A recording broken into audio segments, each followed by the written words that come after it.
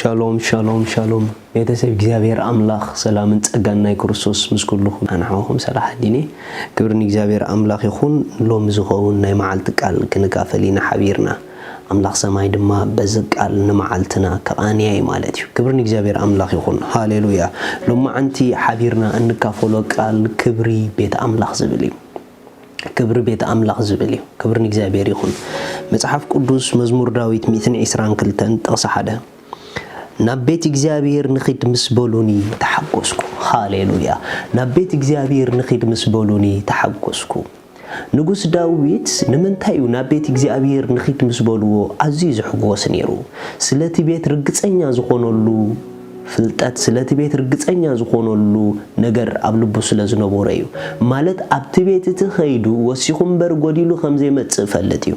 ኣብቲ ቤት ትኸይዱ ከሲቡም በር ከሲሩ ከምዘይ መጽእ ፈለጥ እዩ ናይቲ ዘለዎ ናይ ገዚእነት ስፍራ ዋና ምንጪ እቲ ቤት ትምዃን ይፈለጥ እዩ ናይ ሓይሉ ዋና ምንጪ እቲ ቤት ትምዃን ይፈለጥ እዩ ናይ ጥበብ ምንጩ እቲ ቤት ትምዃን ይፈለጥ እዩ ንዳዊት ካብ ጉስነት ናብ ንግስነት ዘሕለፎ እግዚአብሔር ምዃን ይፈልጥ እዩ ስለዚ እግዚአብሔር ዝግለጸሉ ስፍራ ንዳዊት ናይ ክብር ስፍራ እዩ ስለዚ ንጉስ ዳዊት ናብ ቤት አምላክ ንኺድ ምስበልዎ ግዜ ይብለይና ይኮነን ዝብል ነይሩ ቢዜ ይኮነን ዝብል ነይሩ አዝዩ ዝሕጎስ ነይሩ ኢየሱስ ንዘለዓለም ጎይታ እዩ ናብቲ ሓሳብ አምላክ ናብቲ መንፈስ አምላክ ዘለዎ ናብቲ ድምጽ አምላክ ዘለዎ ስፍራ መኻድ ንዳዊት ናይ መጨረሻ ሓጎስ እዩ ነይሩ أحوات بزحات سلا بيت أملاخ زلنا سلا ناي بيت أملاخ كبر زلنا رديت بتعم دروتيو ولا قاتم أمنت نبل أتم بيت كريستيان نخيدينا نبل كمان نجزء رأسنا سلا ناي بيت أملاخ كبري بتخكل زرد أن خوينو sometimes يسمع ننكر يا الله نايتا بيت تيا كبري نايتا بيت تيا عقمي نايتا بيت تيا تقمي انت زرد أن نيرو هيو أملاخ مسكري نبيت أملاخ بيزي عمبلنا نيرنا نبيت أملاخ جيزي بالليل عمبلنا نيرنا بيت أملاخ أبتر في جيزينا عم خدنا نيرنا نمنتاينا جم بيت أملاخ أبتر في جيزينا جيرنا يو دحر سرحنا دحر كل نجار نبيت أملاخ نمنتاينا جورن دحر الكوموني سلة بيت تزلنا رديت عزي دروت سلا زخونين أبكال عدي فلتن بفلا يبزع عدخو مسلة الرقم على تيو سب سراح عند حرزي يقول لي بيت أملاخ زخيد سب نات عند حركويني بيت أملاخ زخيد بيت أملاخ جن كابز جرمكم نايتر في جزينا نخدو له سفراي كونن بيت أملاخ ناي مجمر تاي جزينا هبنا نخدو حيال لوتي نرخبو له سفراي بيت أملاخ ناي سماي إمباسي أمدريو ريكم ناي حدا هاجر إمباسي نابنت أمريكا دحريلكم ناي أمريكا إمباسي أبز هاجر زلوا سلزي زخوانا قداي مس أمريكا تدعلوكم وين أبتا هاجر كتكونوا تدلين دحركمكم وي زخوانا قداي مسؤوز الرخب نجر تدعلوكم نابتي أمريكا تقلت أولو سفرة إمباسنا تاخد كودلكم عبت سفرة مسكودكم مس أمريكا استحس قداياتكم كتسالو تدخليهم أستوعب الحوات ناي منجست أملاخ إمباسي دما بيت أملاخ سلازي نايزو خبر منجستي نايزو لعل منجستي ناتو جلاتيت أمدري سلطانن حيلن كابتلو عل زلوا بيت أملاخ بيت أملاخ كاب جلسب حليفة بهاجر درجة ناي مجزح عقم اللوا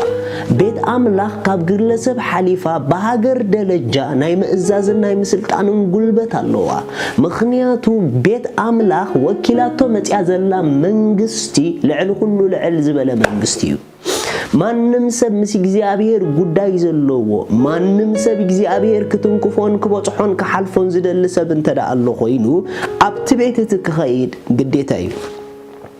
እግዚአብሔር ብልክ ዓውሽጥና ኣሎ ያ አሜን ነገር ግን እቲ ውሽጥና ዘሎ አምላኽ ምስቲ ውሽጥና ዘሎ አምላኽ ዘለና ሕብረት ምስኡ ዘለና ርክብ ካብ ጊዜ ናብ ጊዜ ንኽንዓቢ እተሃንጸና እትመርሐና ትሬን እትገብረና እተሰልጥነና ቤት አምላኽ ريخم دا سواي كوينا نتبيت زلنا فاليو تحت سلزورده كلنا خمزي بلنا خوينا نمالالس علنا مخنياتو نتزلنا عينتنا كخفت اغزيابير تصقو ابيتو افسيسو والله ابتبيت بزخنا يوم متن ناب كريستوس غصو زسغمنا ناب كريستوس غصو زلوطنا ناب كريستوس زعبينا فلطت حقي ماي حقي زفسلا بيت املاخ هاليلويا بزحات سبات نجزابير لو تنلبلينا أملاخ يا عينتك فتلين بلينا نجرجن نبتة أملاخنا عينتنا زخفتوا له سفرة ما تصدق جزء بلنا سو عينت مخفات يلن يسوع نزل علىهم قويتاي لوت يلن واي تتبهله لناي لوتي سفرة جزء خازي تهبسب كنسخة لوت تمنى نحر اللقا بقى تمنيت راح يكونك تمنيت راح يكونك هي وأملاخ مسكري مخنياتو إجزاء بيهر بتي السوز أم سبات بتتصقوا زفسسوا السفرة حليفو ندقوا زبط حلا بيت أملاخها متحف قدوس أب إفيسون معرف 4 سلازي خا نابلع المس ديبه مركو مارخه نسبون وهبت حبه يبل ازي ديبه زبل جنا نابت معمو كفلي مدرون مورادو انت زي كوينوس انتي مالتيو اتزورده نخلو مانتي كملء لعلو كل سمايا زديبه ونسيو كلاتنا ناب حبرت امنت حدا نافلطت ودا املاخ ناب أخول سبعي ناب لك عملات بتحنا كريستوس كسع النبتح اتم قدوسان نتجبر أقولقلوت نمهنات سجا كريستوس ملؤات مأنتي كنكون إيلو نسو جاليهم حوارات جاليهم دما نبيات جاليهم كأوانجيلاويان جاليهم دما قواسوت ممهاران كخونو حابة ريخو رغم هاليلويا እግዚአብሔር አምላኽ ናብ ሕብረት እምነት ናብ ፍልጠት ወደ አምላኽ ናብ ምልአት በጽሕና ናብ እኹል ሰብኣይ ንኽንበጽሕ ዘኽእለና ጸጋ ውህበት ዝሃቦም ሰባት ኣብ ቤት ይተኺልዎም ዘሎ ንገሊኦም ፓስተራት ገይሩ ንገሊኦም መምሃራን ገይሩ ንገሊኦም ሐዋርያት ገይሩ ንገሊኦም ነቢያት ንገሊኦም ዝተፈላለዩ መንገዲ ንቤት አምላኽ እግዚአብሔር ነናይ ክርስቶስ አካል ዝህንጽ ጸጋ መልእዋዩ ስለዚ አካል ክርስቶስ ከም ተኽትዓቢዮ ዝግባአ እተዓቢ እተ አካል ከም ተኽህነጾ ዝግባኦ ነንሕድሕዱ እናተጋጣጠመ ብፍቕርን ብፍልጠትን ዝህነጽ አቤት እዩ ገለገለ ሰባት ኣብ ዝተፋላለየ ቤት አምላኽ እንዳኾዱ ካብ ሕማቕ ካራክተሮም ካብ ዘይጽቡቕ ካራክተሮምን ባህርያቶምን ዝተላዕለ ንስልጣን ስለ ዘይግዝኡ ትሕት ምባል ስለ ዘይፈቱ ኣብ ኩለን ቤተ ክርስቲያናት ጥዒሞም ኣብ መጨረሻ ኣገዝኦም ኮፍ ምስ በሉ ዝፈጠርዎ ትምህርቲ ኣሎ እቲ ዝፈጠርዎ ትምህርቲ ድማ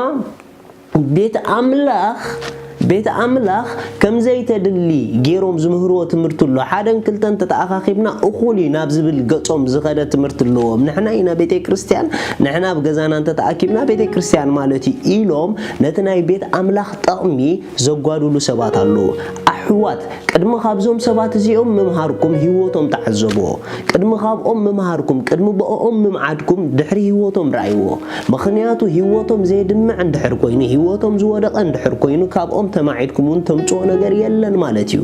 ሲምፕል ስለዚ ኣሕዋት በልክዕ ንሕና ኣካል ክርስቶስ ኢና we are church we believe that ነገር ግን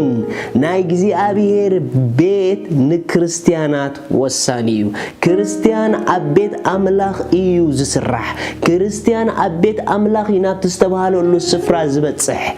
ቤት አምላኽ ናይ ጸጋ ቤት ያ ቤት አምላኽ ናይ ለውጥ ቤት ያ ቤት አምላኽ ናይ መዕጠቂት ስፍራ ያ ቤት አምላኽ ናይ መሰልጠን ቦታ ያ ብህይወት ክስልጥን ትደለ እንድሕር ኮንካ በመንፈሳዊ ህይወትካ ክስልጥን ትደለ እንድሕር ኮንካ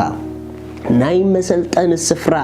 ናይ ሰማይ ኤምባሲ ኣብ ምድሪ ቤት አምላኽ ያ ስለዚ ኣብታ ቤት ብድኻም ኣቲኻ ብሓይሊ ኢኻ ትወጽእ ብስንፍና ኣቲኻ ብብርትዕ ኢኻ ትወጽእ ብድኻም ኣቲኻ ብሓይሊ ኢኻ ትምለስ ብሕማም ኣቲኻ ብጥዕና ኢኻ ትምለስ ብዘይ ትኽክለኛ ርድኢት ኣቲኻ ብትኽክለኛ ርድኢት ኢኻ ትወጽእ ዋይ ተተባሃለት ቤት አምላኽ መጸበቒ ትውልድ እያ እዛ ቤት እዚኣ ክብርቲ እያ ቤት አምላኽ ክቡር ይሕዋት ስለዚ ሎሚ ኣብ ልብና ስለ ቤት አምላኽ ዘለና ቫልዩ ክብሪ ይለወጥ